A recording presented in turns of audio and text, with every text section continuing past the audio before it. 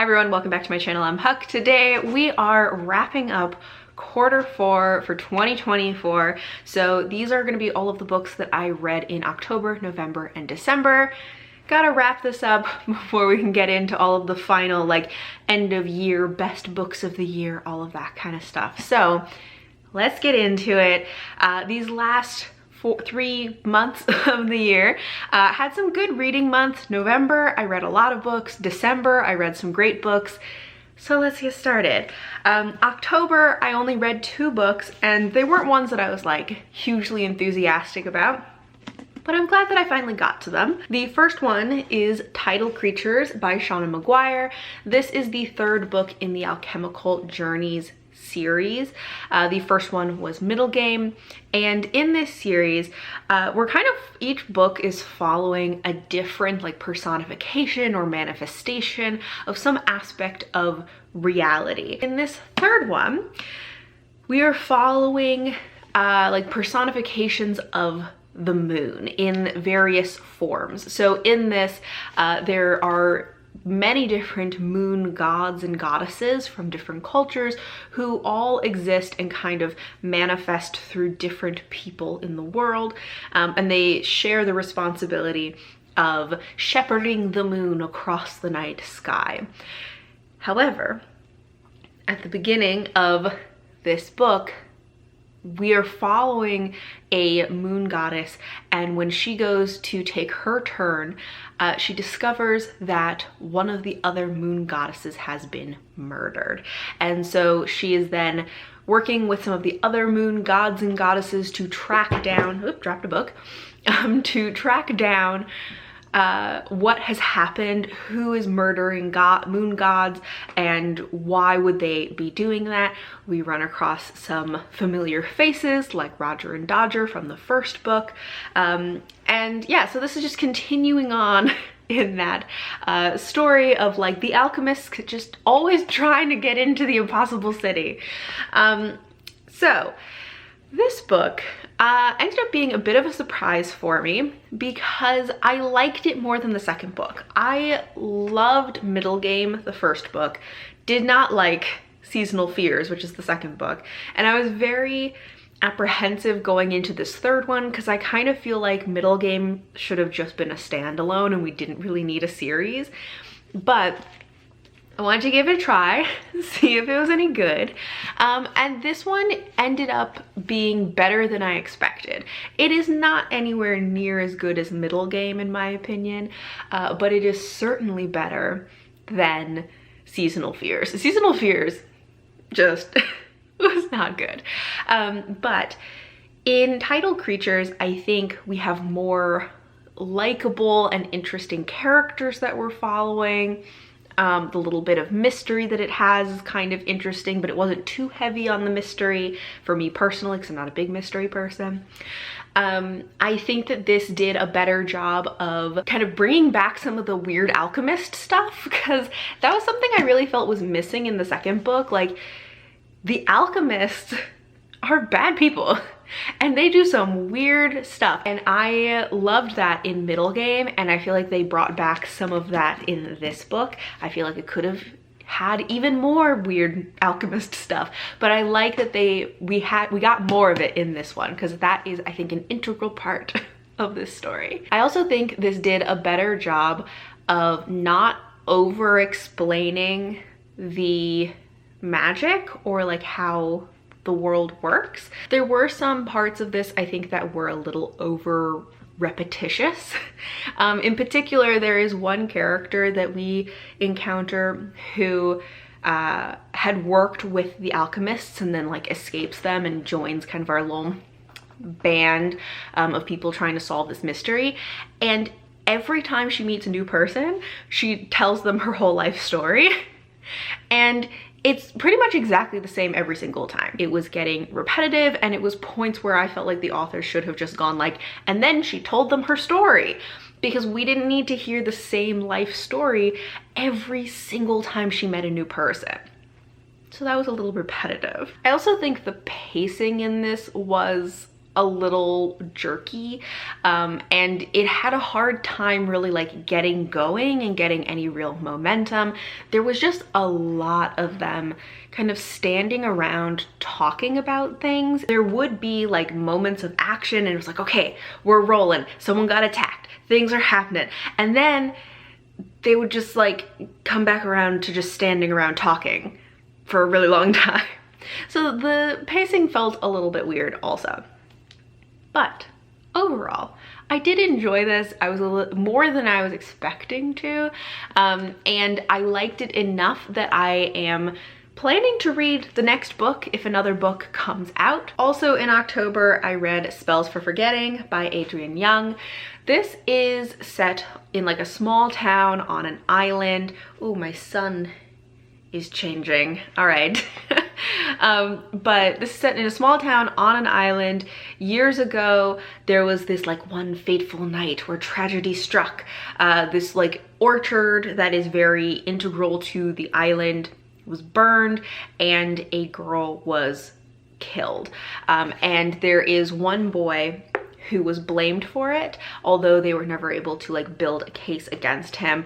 But he left town and moved to the mainland to get away from all of the like blame and scrutiny from the rest of the town. Years later, his mother passed away. She wanted to be buried on this island where they lived, and so he's gonna come back to town and has to like confront all of the things that he had run away from all those years ago. So we're following his perspective, but we're also following the perspective of his ex-girlfriend, the girl he was dating and in love with at the time when all of this happened. She was also the best friend of the girl who was murdered. And so we're following her perspective as well. She stayed in the town and dealt with a lot of scrutiny because she always defended him, and she has taken over her mother's shop in town, which is kind of like an herbal shop. And they have a lot of tourists who like come through the town, and they want it. The town is very like witchy reputation, and so she kind of sells like witchy herbal remedies and stuff like that to the tourists.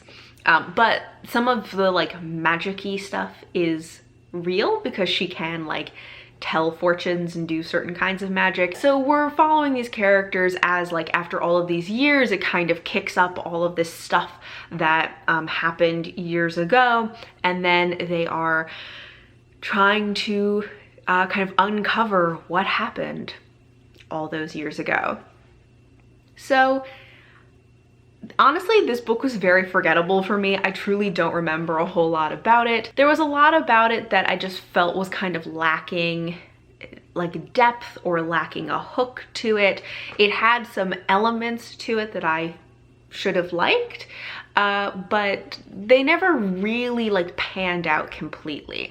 The witchy elements of it, I think, were underutilized. There were things that felt very convenient about the way the mystery kind of came together.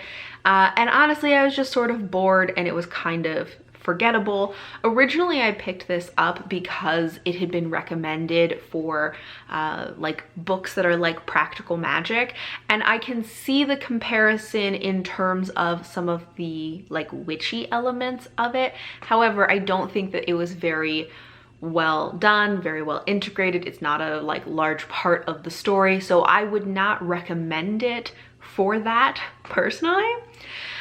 But also some of the, I don't know, some of the like small town drama and like melodramatic, gloomy atmosphere reminded me of like Riverdale almost. So this kind of, here's the thing, I feel like this is gonna make it sound like it's good, but that's not what I'm trying to say. It's sort of like Practical Magic meets Riverdale, but boring. That's my take on this. Not a fan. So those were my only October reads. Then in November, I had 8 books, I think, that I read. So starting off with a reread Wild Beauty by Anna Marie McLemore.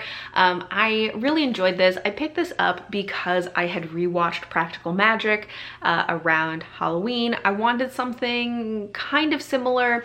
Wild Beauty has a very different like tone and vibe to it, but it definitely has some like elements in common, especially it's like this family of generations of women who have a curse on them that anyone that they fall in love with will disappear or die.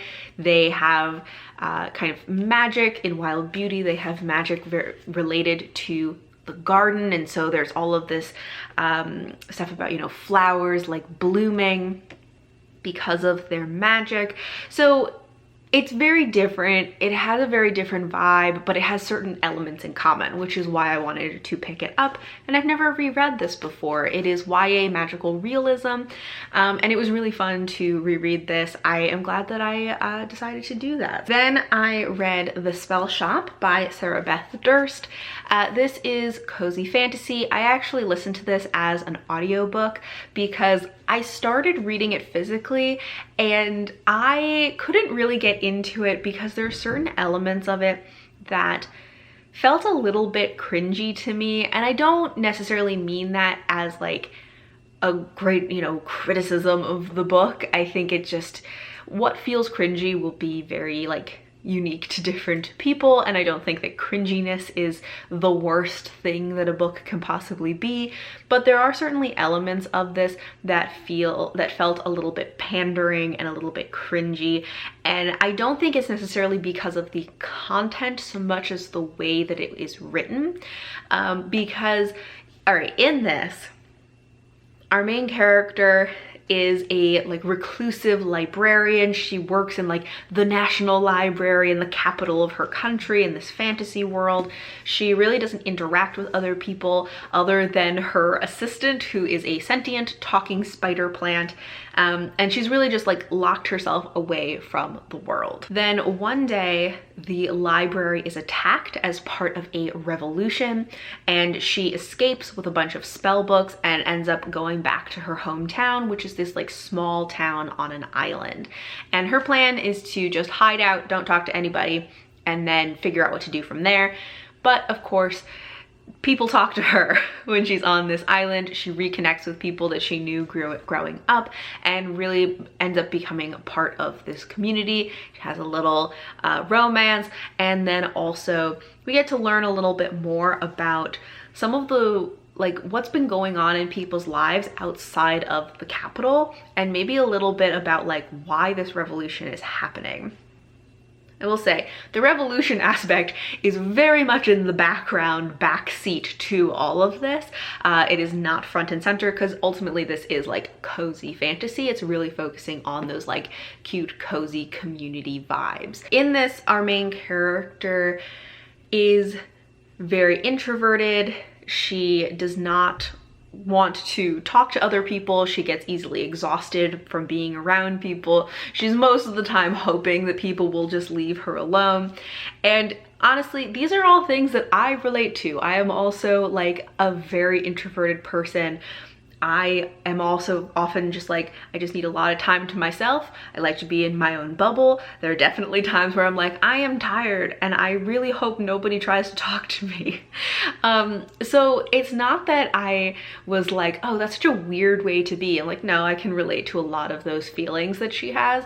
But there is something about the way that it was written, the way that that experience was conveyed that just felt, I don't know, it just felt a little cringy to me for some reason, and I don't know why. Also, sometimes when there are characters in books who love books, it can feel a little pandering because it's like, you know, obviously someone who likes books is reading a book. And so, I don't know, I feel like this is maybe something that is like too nitpicky, but it is something that was making it hard for me to get into the book when I was trying to read it physically, so I decided to switch to the audiobook, which helped a lot for me for all of this. So all that to say, like, all of this that I've been saying is not necessarily me like criticizing the book, just telling you a little bit about like kind of what my experience of reading this was like. But I ended up really enjoying this. It was good timing when I was listening to this, because I was listening to it right around the election. And like a lot of people, I think I was very stressed leading up to and after the results of it, and I just needed something that was cozy to you know, just help me out mentally during that time. So that is when I was reading this. I ended up having a lot of fun with this and really enjoying it. It is very cute. This is a cozy fantasy that I have actually liked. I think sometimes cozy fantasy is like too plotless, and I feel like this had just enough plot that I was really liking it. I thought the characters were really sweet. I enjoyed them a lot. I liked the little bit of romance that was in it. I had fun with this. And I think there's a companion book coming out in 2025, and I'll probably listen to that as well. After that, I read Starling House by Alex E. Harrow. I have been meaning to read this for so long, and I finally got around to it. I've heard very mixed things about it, and a lot of people I think were underwhelmed by it. And I think I'm gonna fall into that camp of being underwhelmed. I think it had some elements that were kind of interesting about it, but honestly, I don't think it spent enough time in the most interesting parts of the story. So this is set in a small town that is kind of controlled by this like mining company, I think it is.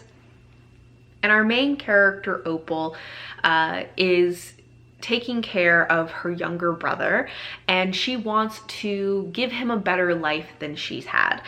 Their mother passed away a few years ago in a car accident. Ever since then, Opal has taken care of her brother, and she is trying to scrape together enough money to send him to a good school so that he can get out of this town. She's had odd jobs around the town over the years, but she has also always felt this connection to Starling House, which is this big like mansion behind the like these gates that no one ever goes in, no one ever comes out, so they're not even totally sure if the Starlings, who are the family that own it, like even still live there.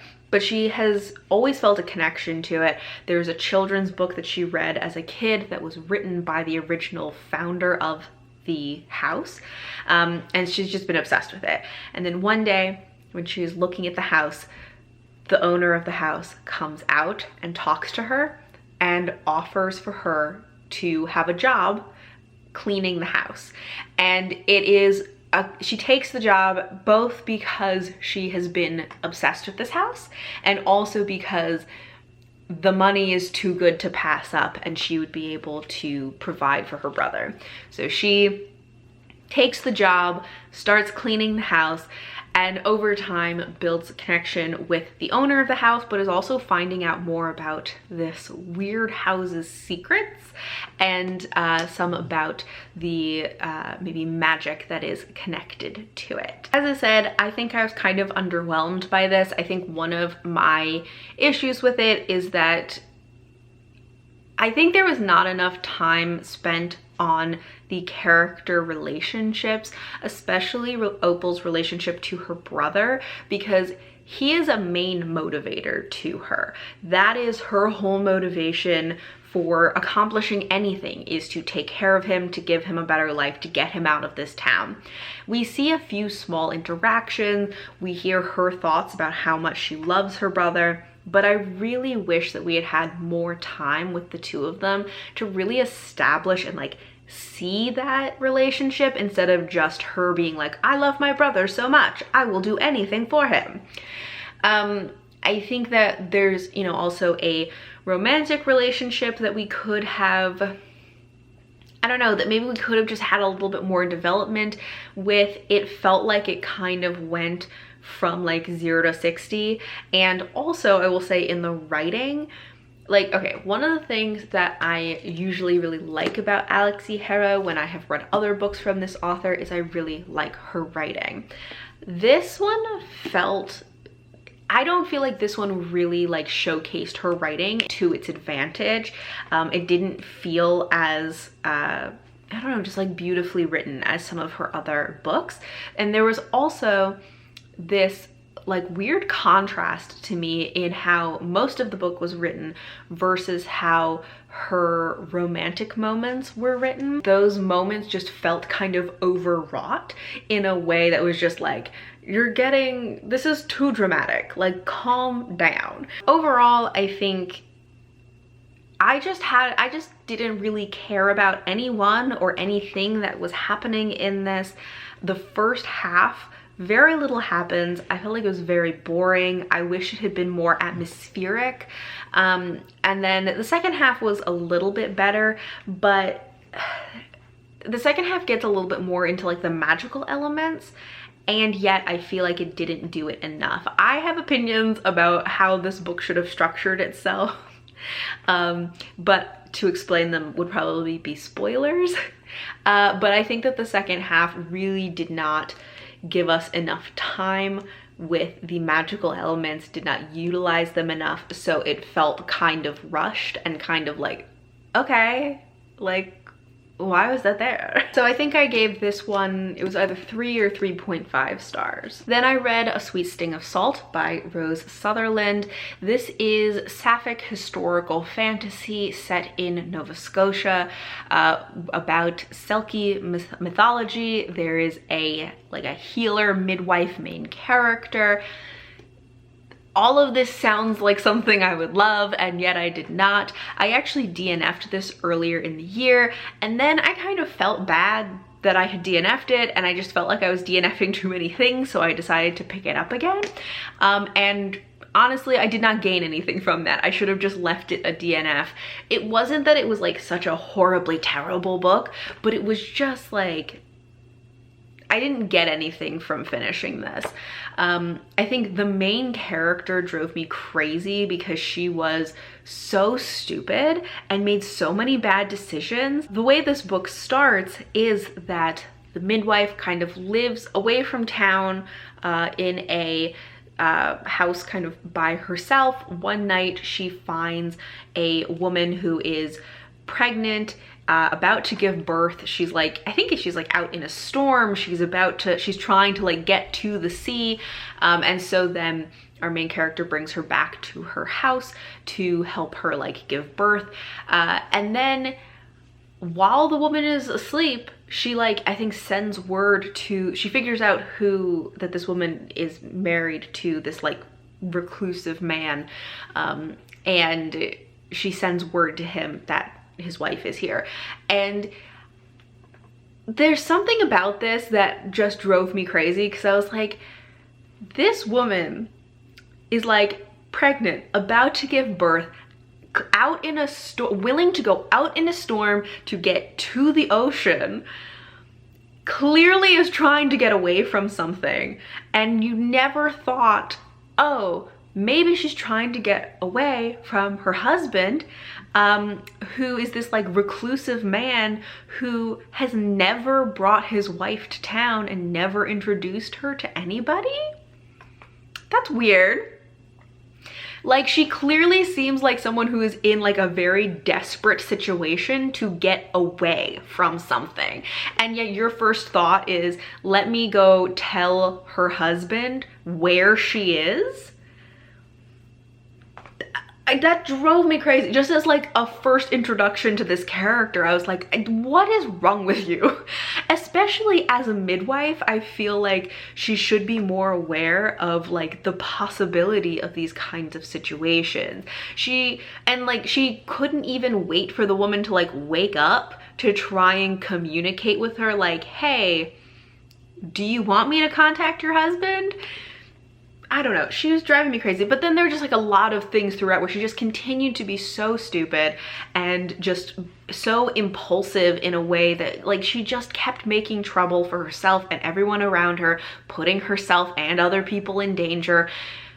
And that was the only way that the plot moved forward. The only way that drama happened was through her stupid actions.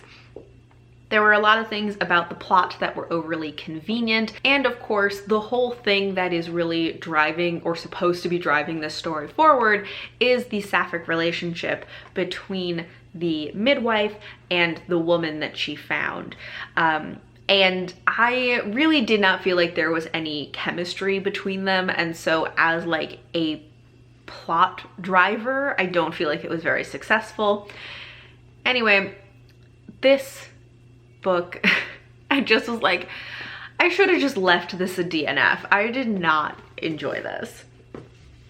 After that, I read Don't Let the Forest In by C.G. Drews. This is one that like I found out about it online like right around when it came out, bought it immediately, read it immediately, really going in with no real knowledge or expectations of it, and I had so much fun with this. This is like YA horror that is following this group of friends. There's a brother and sister who are twins, Andrew and Dove, and then their best friend Thomas, who all go to this boarding school together.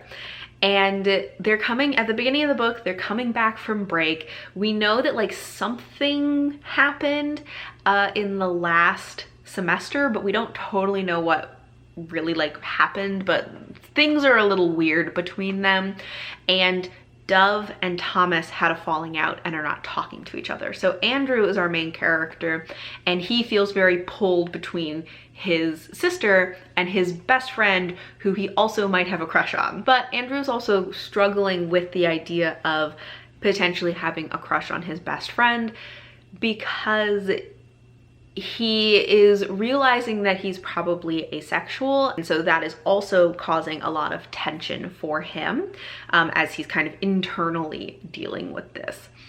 In addition to these like interpersonal things that are going on, there are also monsters because Andrew writes short stories that are like monster horror, and his friend Thomas then draws these monsters.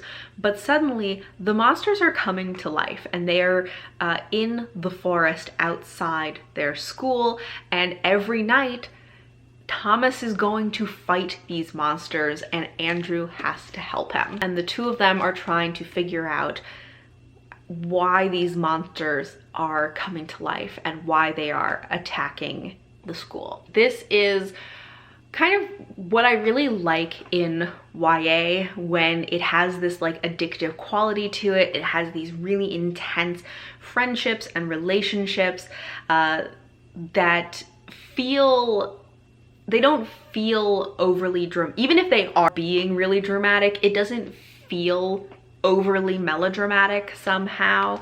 I think the way this book is written, it just consistently is at this like point of heightened emotion, and so everything feels like it's just very intense and emotional. I like the little bits of nature body horror that are in this, and yeah, I just really enjoyed this. It was very addictive, and I ended up, you know, reading like half the book in a day, and yeah, I just really ate this up and had a great time with it. Then I read The Tainted Cup by Robert Jackson Bennett. This is the first book in his new Shadows of the Leviathan, or Shadow of the Leviathans series, which is like a high fantasy kind of Sherlockian mystery series that he's starting. And so in this, we're not following like Sherlock and Watson, but we're following these characters who have a very like Sherlock and Watson type of dynamic. They are solving a mystery, and it starts out with them finding the body of a man who a giant plant has burst out of his chest and killed him. And then that leads them to a much larger, grander conspiracy that they have to uncover as more and more people are killed in this way. I listened to this as an audiobook. I tend to like Robert Jackson Bennett's books as audiobooks more than physically reading them. He always has really interesting worlds that I really enjoy. They're very creative and just, I don't know, they're just very interesting. And this had its own vibe, its own world with these like leviathans that they are, that they have to protect the country from. I liked the Sherlock vibes to it. I'm not usually big on as like a mystery person, but I thought this mystery was fun. I didn't feel super like connected to the characters, but I enjoyed them. I think my one real complaint about this is that I wanted more like nature fantasy, you know? Like, I felt like, maybe this was my own assumption, but I felt like it promised more nature vibes, nature fantasy, because it was all about this like nature based like magic and murder.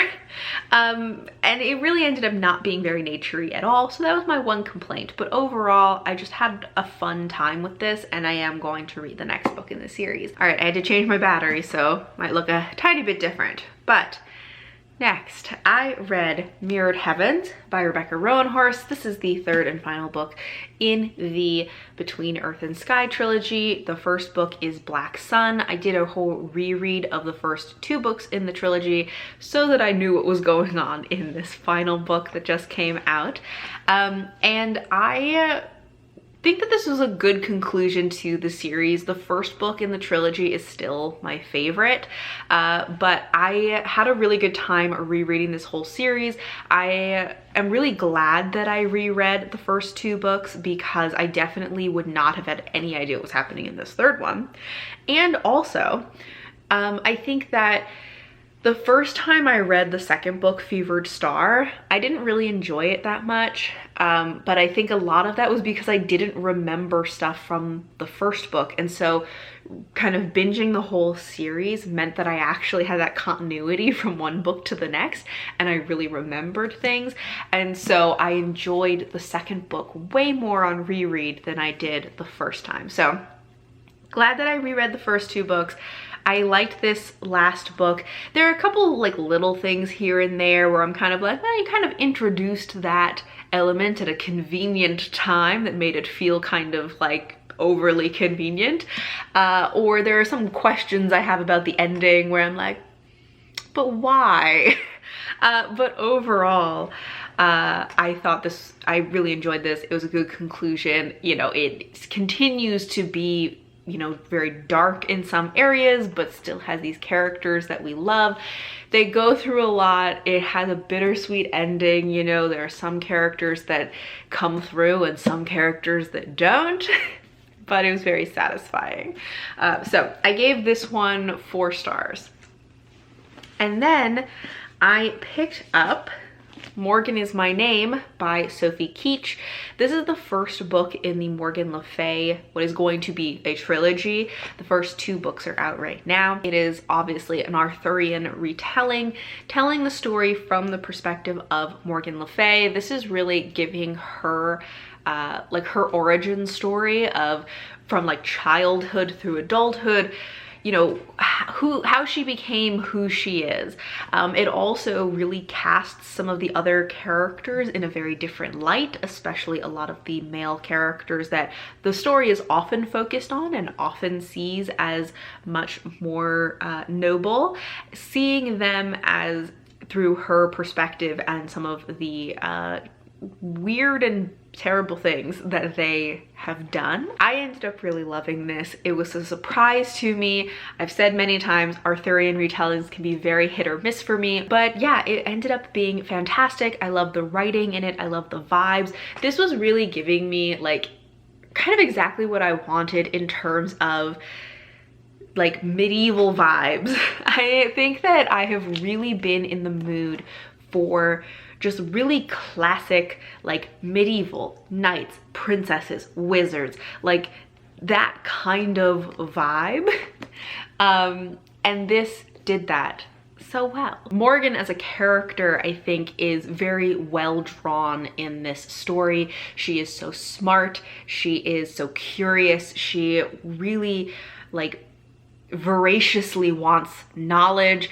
She is interested in like the little bit of magic that she's experiencing in this first book. I'm sure that will expand later, but she also is interested in healing. She keeps in many cases encountering so many like injustices, ways that she is controlled or barred from learning. And then she also starts to see the ways that other women are also, you know, subjected to various injustices. And as she learns more about healing, she realizes how, you know, so little is known about women's health, and she gets so passionate about that but is prevented from studying it.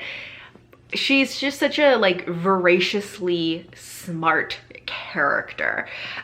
She's very strong-willed, and she does get into like a battle of wills with other characters, but it doesn't feel like she's doing it in a way that is just her being like stupid or stubborn for no reason. She pushes back against things, and she does suffer consequences. A little bit of a tangent, but while I was reading this, I happened to be rewatching the show Anne with an E, and as I was like watching that and then reading this, I kept thinking like, Anne would have loved this book. Because like, you know, the drama, it is this sort of like, you know, feminist retelling. She would have been so like indignant and outraged at the injustices that Morgan Le Fay faces. You know, there is forbidden tragic romance between a knight and a princess. Morgan is such a smart character who is so like, you know, wants to learn so much and is so intelligent. There's so much about this that I was just like, man, you know, Anne surely would have loved this book. So that was just like a weird crossover that happened in my mind. Anyways, it all felt very well grounded, both in her character and in the time period. And I just, you know, it was so good. I loved this. So that was all of November. And then in December, I read a whole series, or I finished a series. I technically read the first book last year, but I finished the GAEL Song trilogy by Shauna Lawless. This was also a bit of a surprise for me. I hadn't really intended to read this at this time, but I picked it up also kind of on a whim after I finished Moran Is My Name. I kind of wanted another like historical fantasy. So I decided to give The Words of Kings and Prophets a shot. I read the first book, Children of Gods and Fighting Men, last year, and I didn't love it. There were things about it that I liked. I liked some of the ideas. I liked one of the characters, and I liked the writing, but I had some complaints about other aspects of like the storytelling. One of my main issues with the first one is I felt like it didn't spend enough time really digging into the characters or the character relationships. But some of the comments that I got on that video said that the second book did a much better job of really fleshing out those characters and those relationships. Because of those comments, and because I did like the writing, I, you know, got the second book, but then I wasn't very motivated to read it, and I kind of picked it up on a whim, and I ended up really loving this. You guys were right. The second one was so much better, and I ended up just like zooming through this second book. This is another one that I really ended up just reading like half the book in a day and just like, you know, zipping through it. I think this one did such a better job of getting into those characters. We got a lot more relationships, and the story just really like, I don't know, expanded in a way that was so good. So of course, after reading this, I also then went straight out and got the third book, The Land of the Living and the Dead. I also read the two novellas that went with this series, which are Dreams of Fire and Dreams of Sorrow.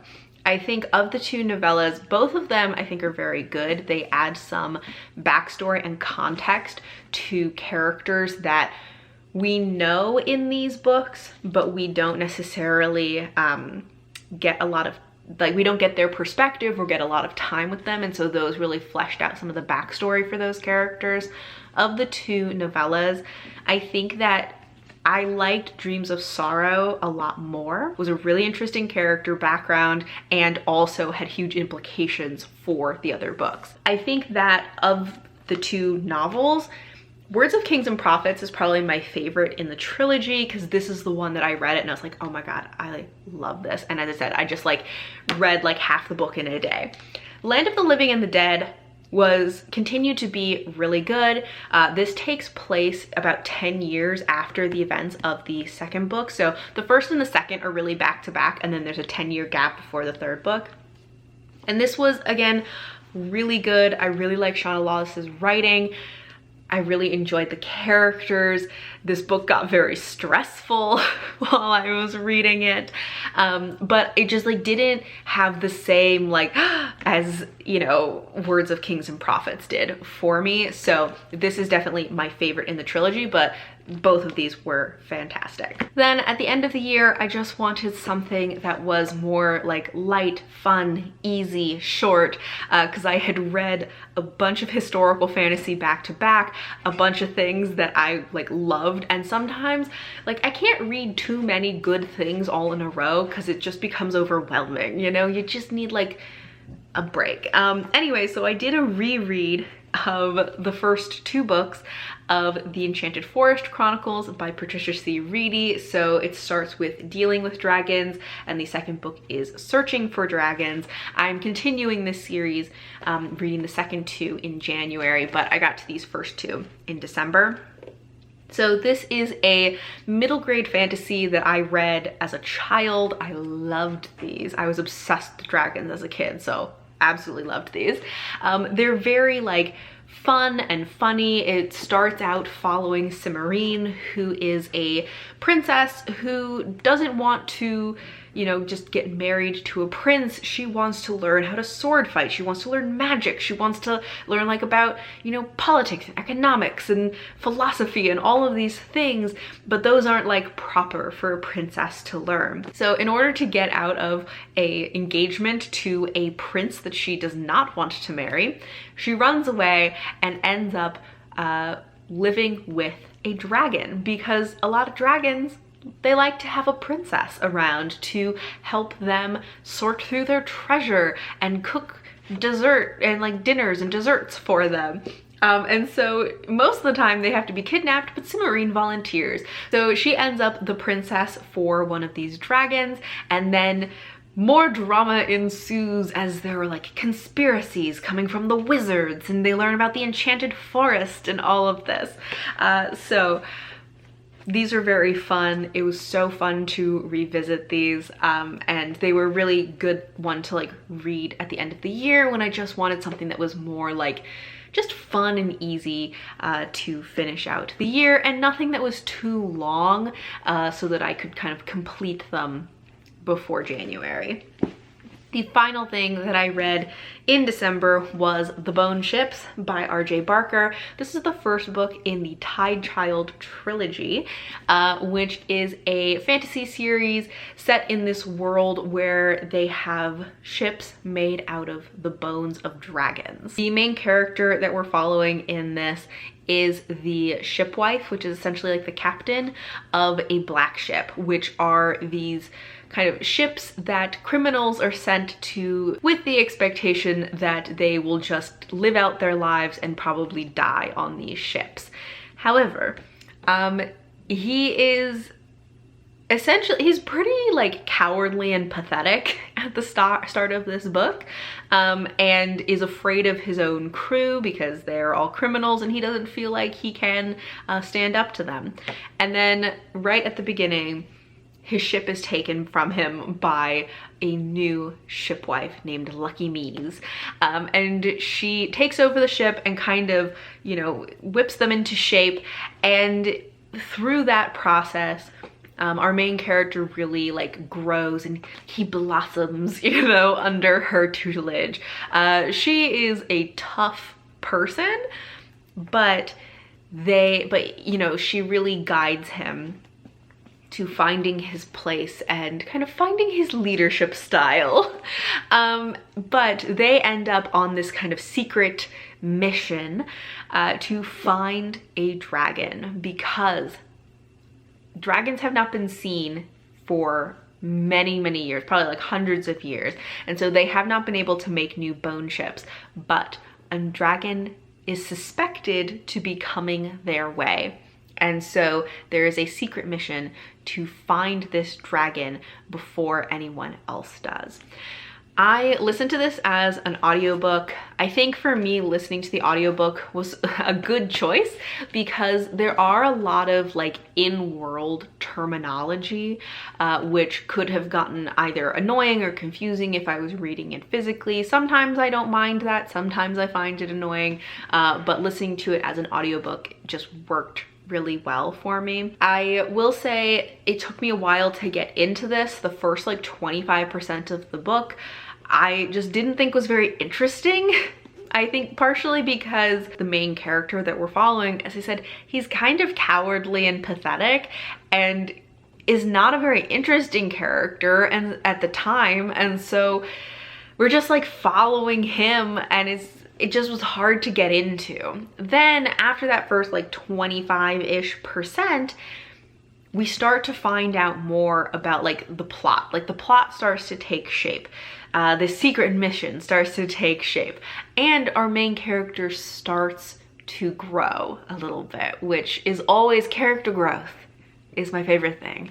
And so that was really great. So there was a whole chunk in the middle that I really loved. And then towards the end, it lost me a little bit just because there was a lot of action. There were a lot of sea battles. And like, I am not really an action person. I don't really care that much about fight scenes and battles. And so it just like, that part just wasn't as interesting to me. I still really enjoyed this. I do really want to read the second book. I'm just hoping that there's like a little less battle scenes in it. Those are all of the books that I read in December, all of the books that I read in Q4 of 2024. I would love to know if you have read any of these or if you are planning to read any of them. I had some real ups and downs with my reading, but ended the year on a strong note. I would love to know, how was your end of year reading? How was your last like 3 months of the year? Do you feel like you closed out December on a strong note? Talk to me about it in the comments. Thank you all for watching, and until next time, bye.